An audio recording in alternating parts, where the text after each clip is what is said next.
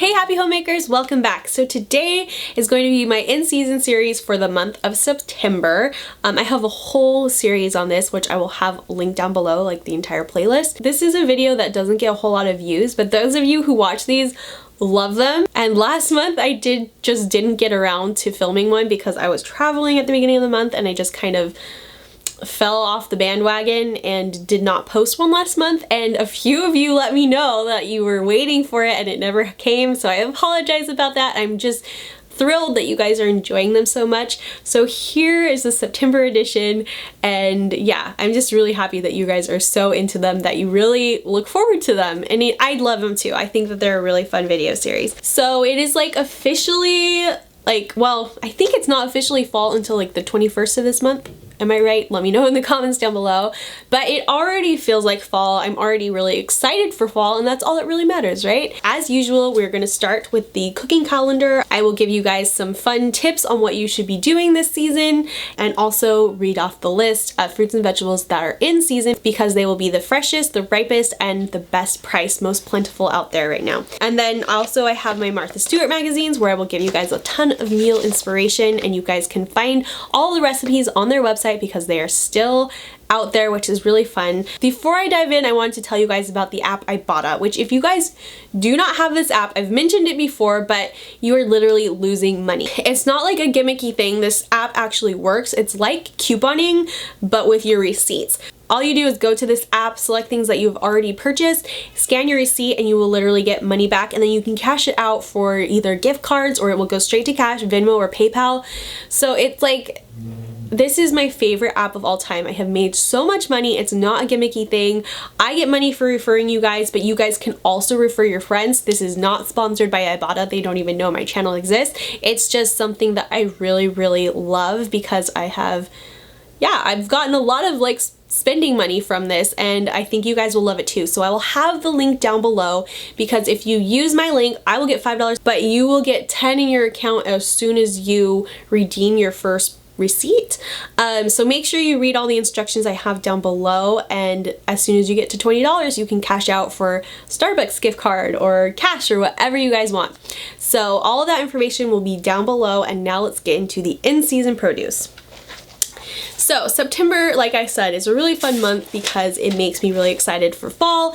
And Betty Crocker says she always has the urge to try something new, which is kind of true. Like, it kind of gets me in the mood to do something different or new.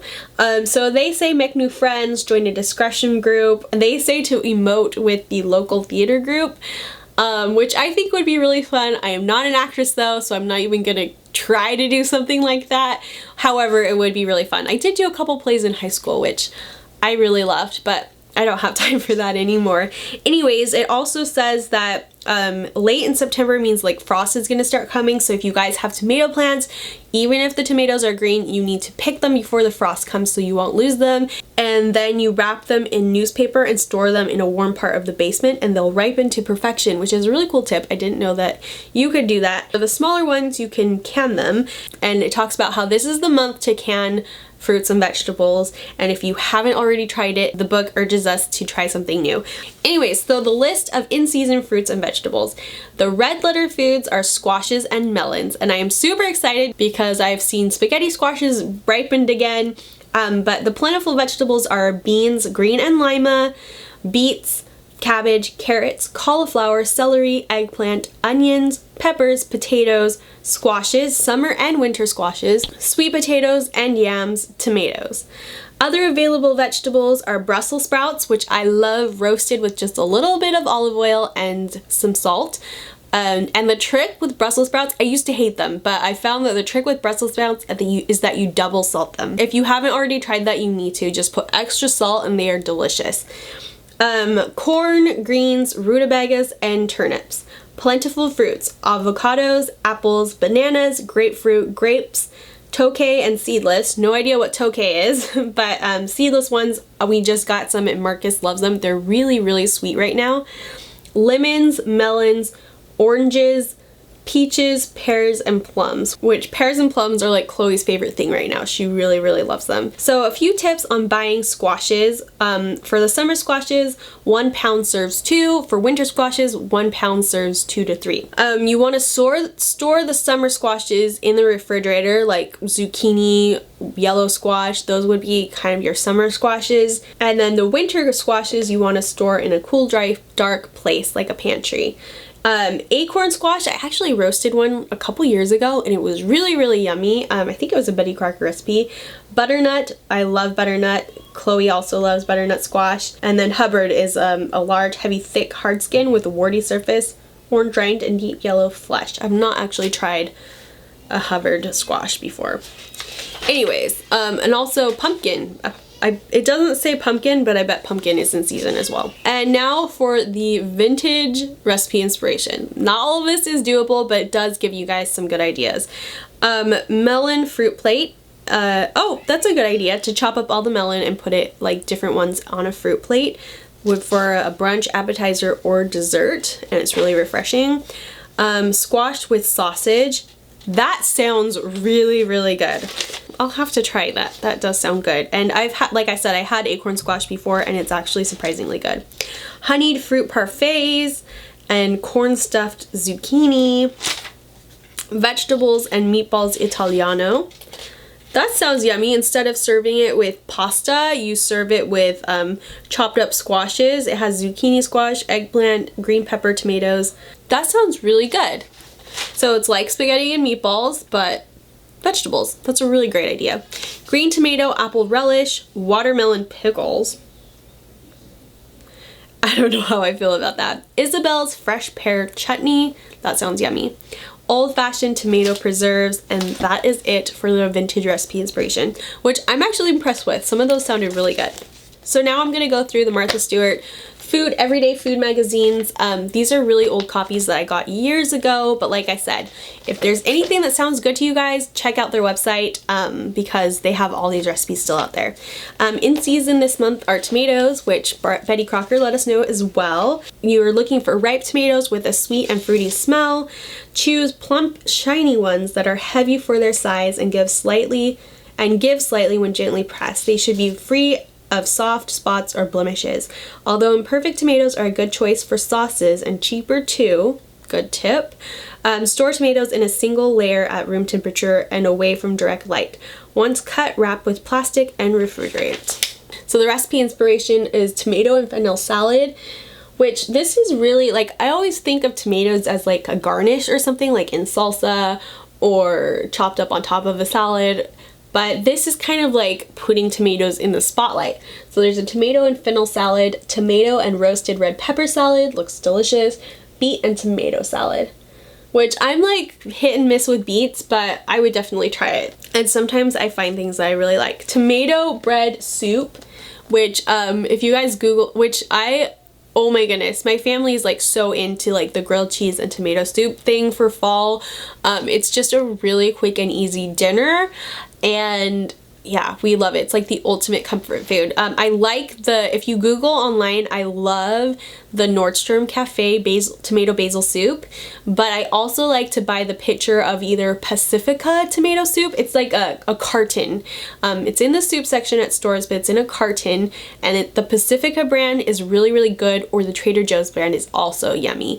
And then just pair that with like a simple grilled cheese. It's the world's easiest dinner, and the entire family is really happy. Baked eggs in tomatoes. That actually looks really yummy. Ooh, tomato and, well, I don't like goat cheese, but I would definitely try it with cream cheese instead or some other soft cheese. But tomato and goat cheese tart looks really yummy. It's just a bunch of, oh, it's an assortment. There's diced cherry tomatoes, but also some sliced tomatoes mixed in there as well. And that is it for the everyday food, and there's lots of canning tips and stuff in there as well. Okay, this is one that I keep buying eggplants and wanting to try this Romanian dip. Both times my eggplant has gone bad before I'm like, oh yeah, I need to actually make that. So this month, hold me accountable, you guys. I'm gonna get an eggplant. I'm gonna make that Romanian dip. Anyway, so tips on buying eggplants is you're looking for smooth skin, blemish free eggplants that feel heavy for their size, and you want to store them in a plastic bag so that it stays crisper for up to 5 days, which is something that I never did. So I'm going to definitely try that. Oh, and one reason I love eggplants is because of their beautiful color, but I had no idea that there were this many. There's the graffiti eggplant, which is like a really beautiful speckled color, and then there's a Thai one, which is a green speckled one. Oh, and a Chinese one that's really long. A globe one is what we're used to seeing in the stores, but then there's also an Italian one that's like a much deeper purple and it's really thin. I had no idea there were that many varieties. Anyway, so I'm definitely going to try to get into this more. I have made eggplant parmesan before, which I really liked because you bread it and then you fry that and put marinara sauce all over it and mozzarella cheese, and that's really good. Oh, it's the first recipe that's here, eggplant parmesan. I want to try that again. It wasn't Daniel's favorite, but he did eat it. This was like 3 years ago, probably, maybe even 4, when we were first married. So he didn't really like it, but I thought it was really good, and for being that healthy, it was very tasty.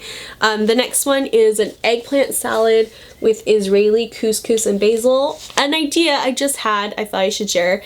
I am gonna make that again, but I will also throw in some chicken breasts so that he can have some of the eggplant, but then get filled on the chicken too. That's a great idea. I'm definitely gonna try that. Steamed eggplant with peanuts and scallions. That sounds good. Ooh, I would definitely do this. Eggplant focaccia. It looks so pretty and rustic, and it's a great way to start eating eggplant. I bet it's really good. And that is it for the eggplant too. Here's a tip that I wanted to show you. If you guys don't already have a cast iron skillet, this is a great addition to have in your kitchen. My friend Jenny, her mom is like a whiz in the kitchen apparently, and I've had her chicken before, and she just has a gift with chicken. And I asked my friend Jenny, okay, what's her secret? And she said, it's one of these and seasonings. So I have one, and I started cooking my chicken in it more often, and it really does, it just adds to it. I don't know what it is, but it just is really great. Also, cooking with thighs rather than breast makes your chicken really tasty. But yeah, this is such a great pan to have in the summer. I will throw cornbread in it or meatloaf and grill that out on the grill to keep my house from heating up. So I highly suggest getting a cast iron skillet. I just have the regular small size. We also take it camping. Whenever we go camping, this is great to fry up eggs, pancakes, sausage, because you can put it right over the fire and it's not going to get hurt. So I would encourage you guys to get one and start learning how to use them. Anyways, that's the end of this video. I hope you guys enjoyed this in-season one. I promise I will try to finish out the year without skipping any more months. I think I will do one in January though, because I started this this year in February, so we kind of missed January. So I'm gonna finish with January. But yeah, I've been having a lot of fun doing it, and I'm so glad you guys are really enjoying them and getting a lot out of them. And yeah, I just want to encourage you guys and inspire you to get in the kitchen more, cooking from scratch and trying something new. Anyways, hope you guys are all having a great September, and I will see you all very soon in my next video. Bye guys.